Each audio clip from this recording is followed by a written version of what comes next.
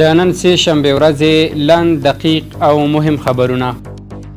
د چین او پاکستان سیپیک له اقتصادي دهلیز سره د افغانستان د اتصال په اړه د بهرنیو چارو وزارت مرستیال ویان وایي چې له دې اقتصادي دهلیز سره په نښلېدو به افغانستان د سیمې او له اروپایي هیوادونو سره وصل شي. بهر ته د افغان سوداګرو د مالونو لیږد په موخه د مفید کارګو نړیوال لوجستیکي شرکت پرانستل شو. د یاد شرکت د پرانستې په مراسمو کې د ریاست الوزرا د دفتر رئیس ویلي چې د یاد شرکت پرانستل د افغانستان سوداګرۍ او اقتصادي ودې لپاره ګټور ګام دی. د افغان کرکټ ملي لوبډلې لوبغاړی محمد نبی عیساخیل د عامې روغتیا له سرپرست وزیر ډاکټر قلندر عباد سره د سرطان ناروغۍ روغتون د جوړولو پر څرنګوالي خبرې کړي. د عامې روغتیا سرپرست وزیر ښاغلي عیساخیل ته د یاد روغتون جوړولو په برخه کې د هر ډول همکارۍ ډاډ ورکړی او تخنیکي ټیمونو ته یې دنده سپارلې ترڅو ژر تر ژره د ستراتیژیک پلان او اساسي کارونو په اړه اقدامات ترسره کړي.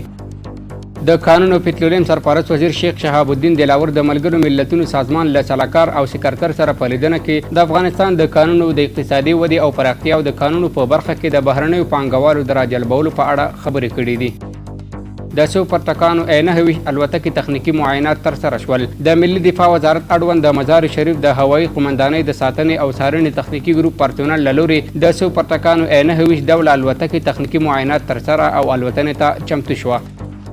په تیره اداره کې د کابل ولایت د بګرامۍ ولسوالۍ د امنیت مرستیال عین الله له افغان شخصیتونو سره د تماس کمیسیون له لارې خپل هیواد ته راستون شو.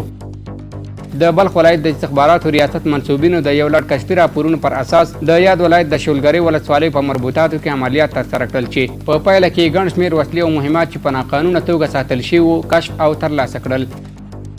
د برېښنا شرکت مرستیال مولوي عبدالرحمن رحماني د صنعت اونۍ په پیغونډه کې ویلي د افغانستان د جوړولو په برخه کې هرې قربانۍ ته چمتو یو.